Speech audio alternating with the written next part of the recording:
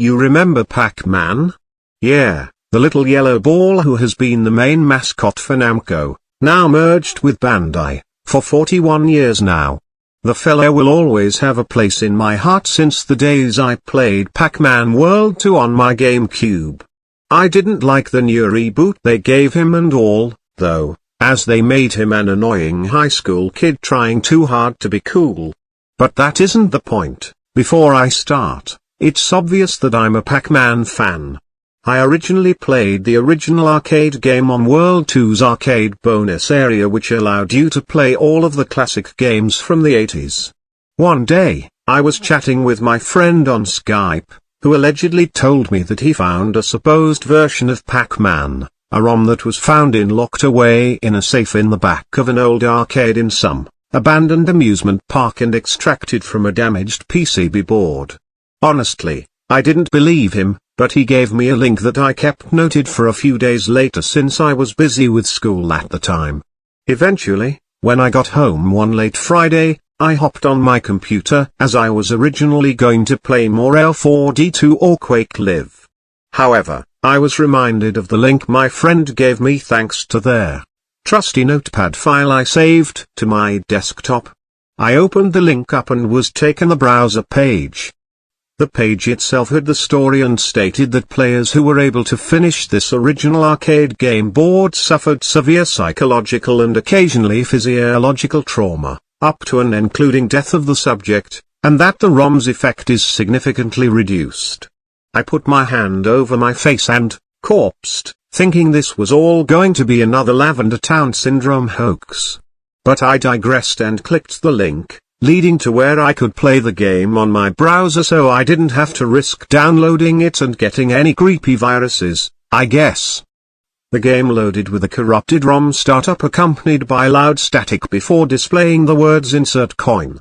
I noticed it briefly flashed from coin to soul for about a split second now and then. I hit enter and started the game. The familiar maze board that many gamers probably remember displayed along with Pac-Man in the middle where the fruit would usually appear.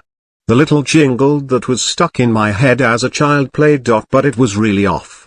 It started out normal before slowing down, then speeding up and growing loud, toward the end while also going at lower key. Once the jingle finished, I could move Pac-Man, presented by his iconic pizza shape.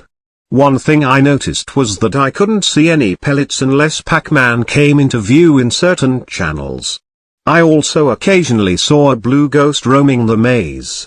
He had a sad face in the style of that of a jack-o'-lantern, almost reminding me of something out of Ghost and Goblins honestly.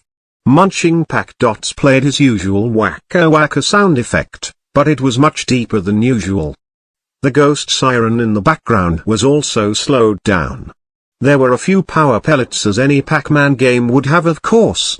I ate one and was briefly able to see a full view of the Pac-Dots and the location of the ghosts. This did not allow me to eat them, however, as, when I touched the ghost, I simply died. Dying resulted in one of three things: the screen would zoom in on where Pac-Man had died and spin around while his death sound would play, but then contort into static, the screen would freeze before restarting, or the sprite of the ghost would flash upon the screen along with a loud screech. Needless to say, it pissed me off. I eventually cleared the first board and the next level started. This time, there was a red ghost who had a sinister smile. If he saw Pac-Man, he would charge down the channel you were on of the maze with an obnoxious buzzing sound.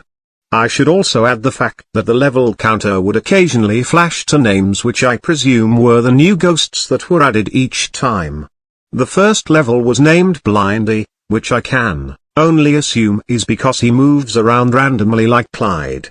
This time, it was Screamy. Judging from his owl's behavior, I think the name is well fitting.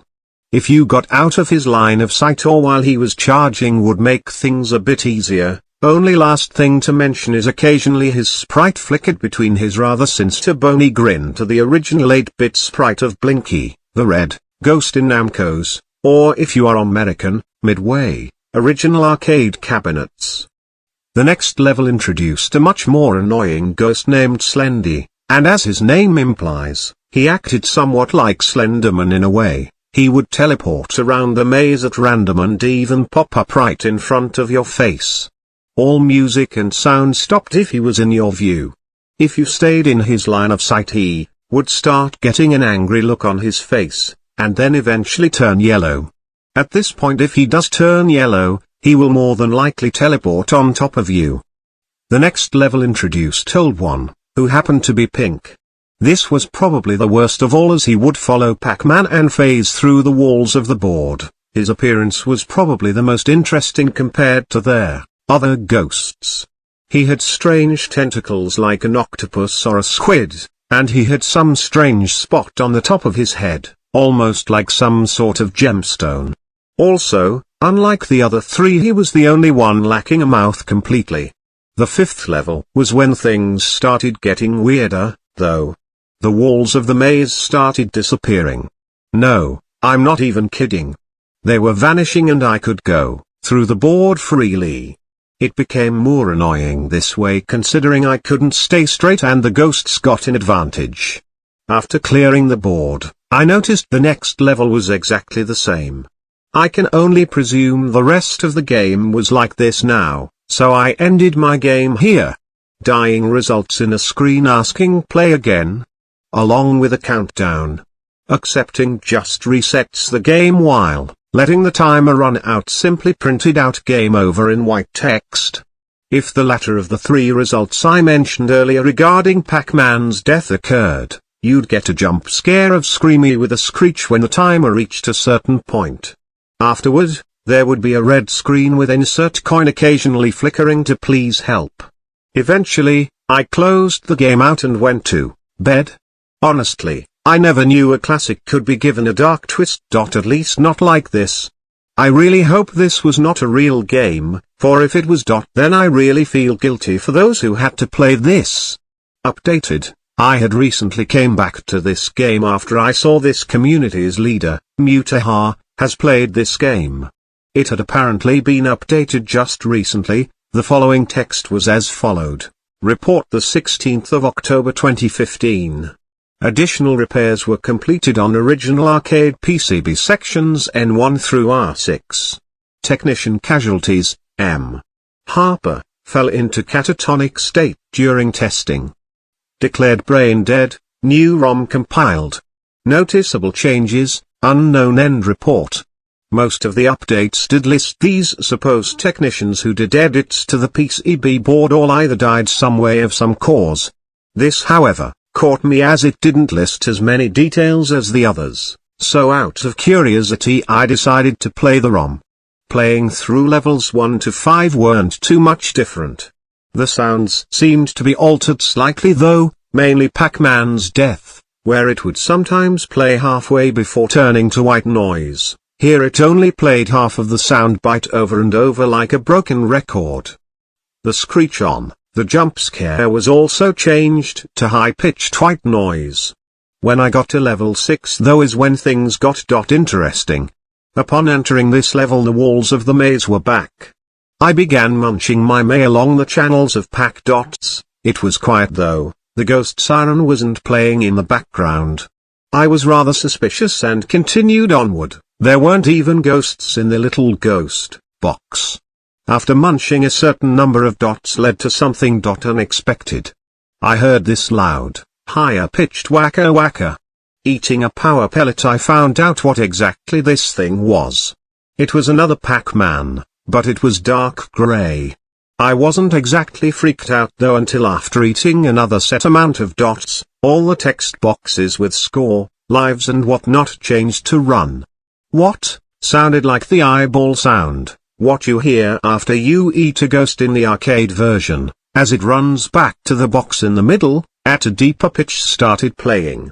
The dark Pac-Man started moving faster. Eventually, it caught up with me and the screen started glitching, showing several sprites and letters, pretty much the original level 256 taken to a whole new level of weirdness. After this, the screen cleared up. I was taken to a first-person view? What the hell? The graphics were pretty much like Wolfenstein 3D and Doom, Pac-dots laid around and I couldn't tell what exactly was happening. Eventually I came across Pac-Man. What exactly was going on here? He was a 2D sprite with about 4 different directions, much like the said games above. He seemed to be wandering around their maze.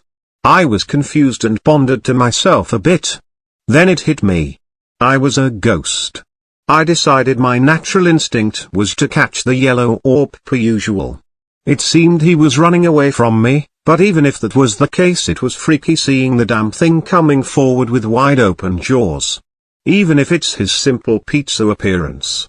Upon touching him 3 times the game window flashed to black and simply stayed that way.